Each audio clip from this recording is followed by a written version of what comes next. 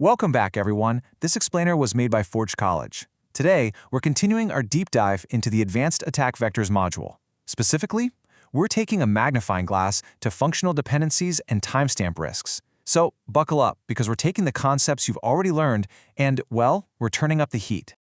Okay, so in our previous lesson, you successfully survived race conditions in smart contracts.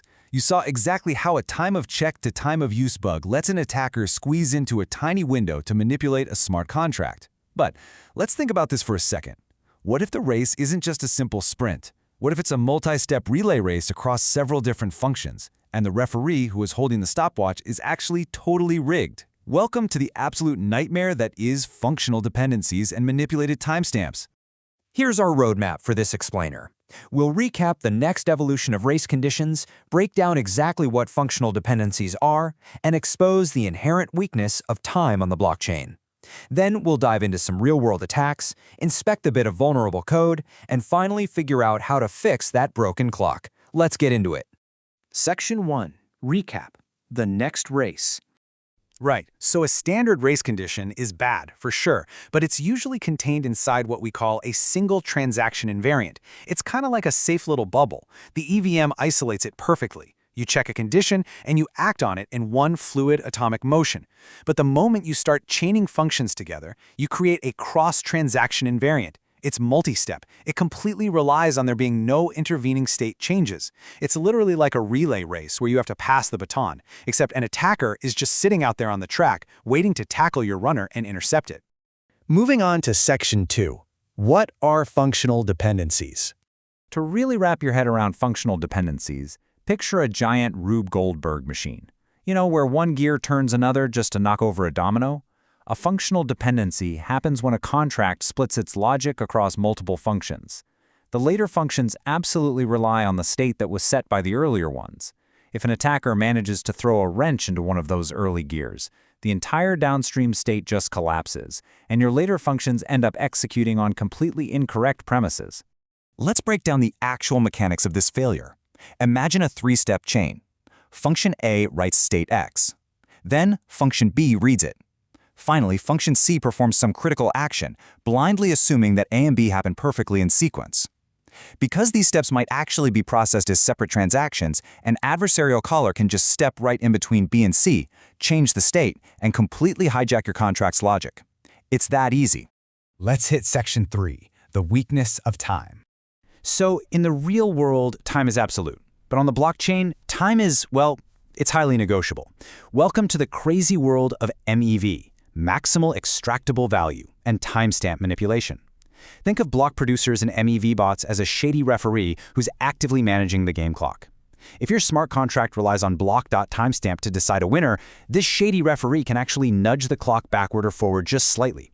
They can alter that timestamp just enough to declare the wrong team the winner before the buzzer even has a chance to sound. As an auditor, you really need to be able to spot these failure modes from a mile away. First up, split logic. If a state is set in function A but used later in function B, you absolutely have to require rechecks. Second, time dependence. Relying heavily on block.timestamp is basically an open invitation for a miner to shift the outcome in their favor. And third, ordering assumptions. If your security relies on the assumption that users will politely call functions in the exact right sequence, you're definitely going to get robbed. You have to add sequence cards. Which brings us to Section 4, real-world attack scenarios. So where does this actually happen in the wild? Well, take an on-chain auction. A classic setup usually has 3 steps. Start auction sets the end time, place bid updates the highest bidder, and finalize transfers the item based on a timestamp. It's exactly like an auctioneer working with a broken watch. An attacker can submit a high bid, have a miner nudge the timestamp a bit, and basically force the auctioneer to drop the hammer on a late bid, ruining the fairness of the whole system entirely.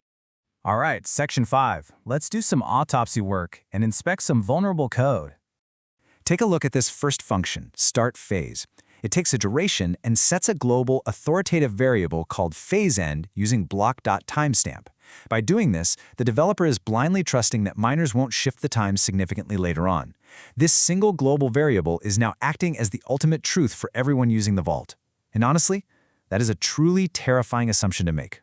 Next up, we have the deposit function. This is where users lock up their funds. But notice what's missing here. It's completely separated from the claiming logic. This two-step pattern, where you deposit now and expect some kind of time-based protection later, creates a massive gaping hole. Because the state is split, it's basically an open invitation for a race condition.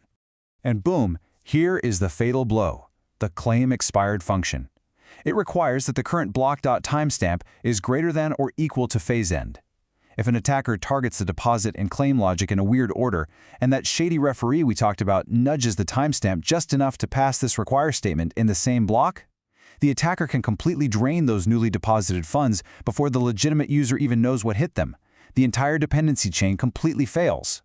Finally, Section 6. Fixing the broken clock. So how do we actually stop this shady referee? Here is your toolkit. First, always map out your dependency chains. You need to rigorously trace every single writer and reader of a shared state variable. Second, design conservative time windows. Please don't rely on split-second accuracy. Third, try to use block numbers or sequence counters instead of relying on a single timestamp gate. And finally, whenever possible, combine those multi-step actions atomically into a single transaction so there's literally no gap for an attacker to slip into. Think about the smart contracts you're writing or auditing right now. If a multi-step process in there relies on a single timestamp, are you going to be able to spot that broken clock before an attacker does? Thank you so much for hanging out with me in this explainer, which was made by Forge College. If you want to master these advanced attack vectors and really dive deep into Web3 security, head on over to forge.college to learn more. Stay curious, stay secure, and I'll catch you in the next explainer.